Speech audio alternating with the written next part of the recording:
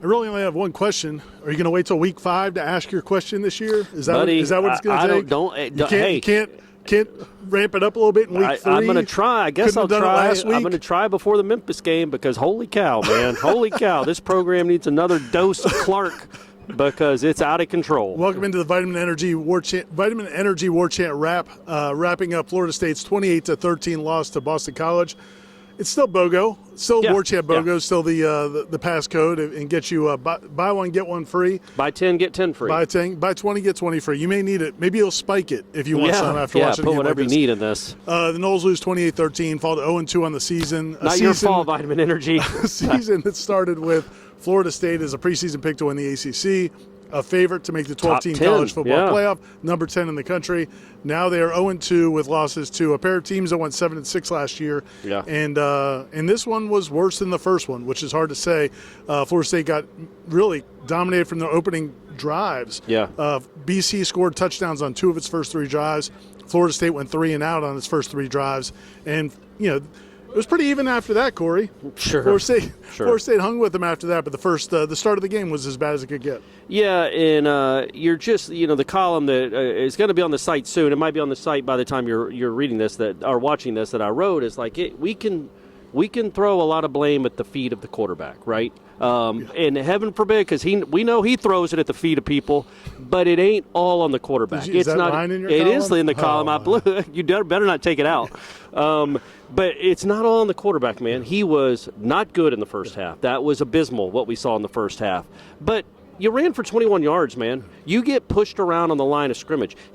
I thought by year 5, not that this program would be quarterback-proof, but it would be good enough to withstand poor quarterback play and still have a chance against mighty Boston College.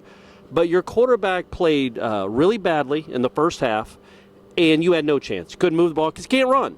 Can't stop the run. That's a bad combination. And in year 5, there's really no excuse to be getting pushed around, not being able to move the ball against the likes of Georgia Tech and Boston College. No offense, Corey, but it doesn't really matter what you think. It's true. What matters is what you think. What matters is that Mike Norvell thought. Yes. I mean, he thought from the end of last season, they made some moves on offense, brought in a couple more transfers on the offensive line, had a lot of guys coming back that they've invested years and years and years in on that offensive line.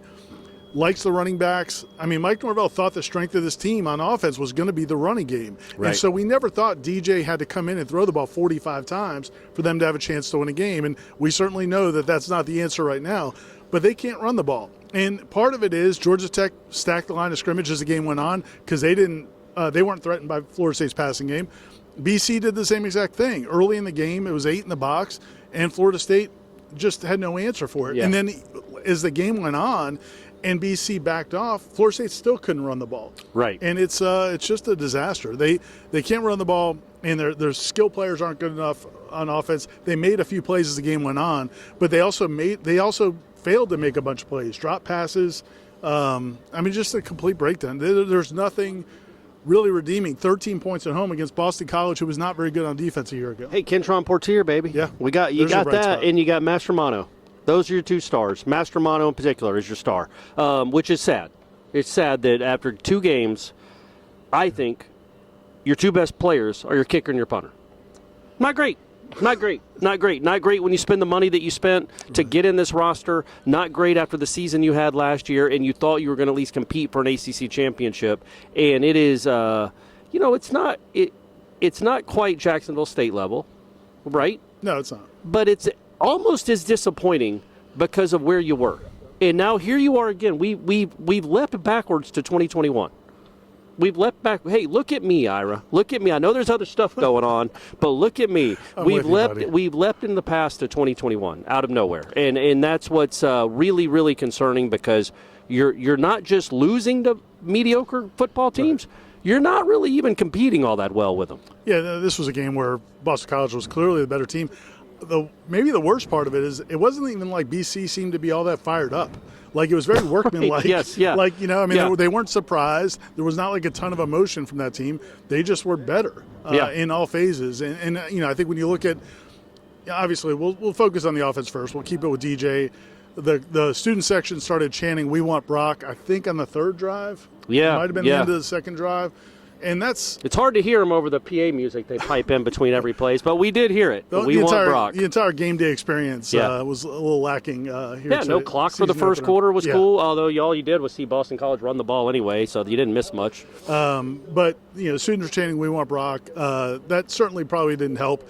But then as DJ kind of got, Mike Norvell talked about it after the game, DJ made some plays as the game went on, but then, like I said, every time they got something going, they would either have a penalty, a false start, drop passes. The key to the game, I thought, was those last two drives where they settled for field goals at the end of the first half. First half, yeah. One pass DJ has deflected the line of scrimmage. That should be it's wide open to Ja'Kai Douglas for a touchdown. He just has to loft it in there. Yep. Then he's got Darian Williamson breaking free in the corner of the end zone and overthrows him. So it was like he was not good, obviously, but then there were other people taking turns, not helping the cause. Yeah, but look, man, you can't. I I'm wasn't not blaming anybody else. I'm just saying, right. Nobody's lifting him up either. Well, that's true. Yeah, that's true. You want it to be like kind of the footprints in the sand. Like that's when I was carrying you, and DJ's not getting that right now. It's nobody's carrying anyone, I can complain, and we can all complain about the running game. We can complain about the play calling. We can complain about everything. You're a Division I quarterback. Those are throws you have to make. You just have to make. You can't scheme up a play that's open any more than Darian Williamson was in the corner of the end zone. You just can't. And Ja'Kai was, what are you doing? Well, he's doing his stuff from way over there. I mean, we don't need the camera he needs angles. to do it over here with this crew. But who knows what we're doing over here? It's fine. They're putting together a stage or taking down one. It's hard to know. But when you look at where this offense is, there's nothing special, man. There's nothing special, and I don't know that you would have thought that the offensive line would be an answer to maybe make it easier on the quarterback. But if the quarterback's not good, if the quarterback's not good in this offense with Mike Norvell, the offense isn't good? I mean, I know that you can say that about a lot of offenses, but again, you're an offensive play caller. Like, why is the offense not working?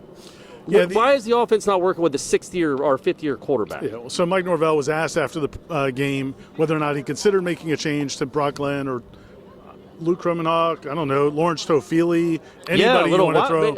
They haven't looked good on offense since Lawrence Toafili took a snap in Charlotte. That was the last time they looked explosive on offense. So, and he said he basically diverted the question. He didn't even address it. He just said that the focus. What do you think? Oh, he's got to. I mean, not just because, and not because I think Brock Glenn's a better quarterback right now than DJ Uyunglele, but I just think, man, this is what's going to happen. This is, he got chanted, we want Brock. I mean, look, they saw Brock at the end of last season, and that's who they're chanting for right now. Yeah. No offense, Brock, but he didn't light the world on fire. Right. And they're chanting, we want Brock. So I just think that's got to be tough for him. And, now you have a bye week, a week and a half, going to Memphis. I don't know, at least give him a few series maybe. I don't know, man. I just think it's this point, DJ missed some throws tonight that clearly are just confidence related. I mean, wide open throws. He looks like he lost confidence. As the game went on, he kind of got a little bit back. Great. But then he, when the game is still on the line, you're only down, I think, by 2 scores, but it's enough time. You're driving. Portier makes another catch. He has an intentional grounding. You're 240 pounds, man. You don't have to be skittish and throw the ball, and you can say there's a running back in the area, and there sort of was. I think he just thought the play was over, and he just. But man, you got to be smarter than that. The drive is derailed, and then the game is derailed. So that was a little disappointing. They also, to make things worse, again, Mike Norvell goes for it on 4th down to start the third quarter. Florida State was kind of clawing their way back in there, had a couple chances before halftime, settled for field goals. They get the ball to start second half. They're driving 4th and 5 at his own 47-yard line. Pretty dumb. Down by 8 points. Pretty feel dumb. like you punt. The defense kind of found itself a little bit. I would have said it was dumb, Ira, if Jordan Travis was the quarterback in that spot when you're only down 8 points and you've got the best punter in the world that's probably going to pin him inside the 5 to go for it in that spot. And guess what, Ira? It didn't go well. They don't have Jordan Travis at quarterback anymore. And so it made it a doubly dumb decision, and it turned out to be awful when you intercepts it and runs it back to the 6. That's it didn't give the defense much chance. Time of possession was, I think, 2-1, about 40 minutes to 20 minutes. Boston College ran for about 270 yards, dumped down to about 262, I think, after they kneeled on it the last few times. Yeah, that was big for Florida State. Those were 3 big tackles for loss there at the end. Florida State ran the ball for 20 yards. I mean, just there's nothing other than Kentron Portier throwing a guy and getting into the end zone. There's really nothing positive about this game.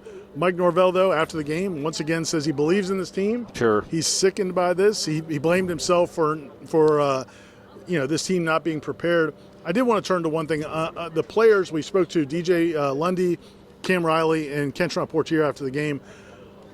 I like DJ Lundy's answers. Yeah, I do don't too. know if they matter at all, but probably not. I give him credit. And I did like his answers. He's asked a lot about the snub. He's like, those guys aren't here. Those guys aren't here anymore. It's just us. Those guys can't help us.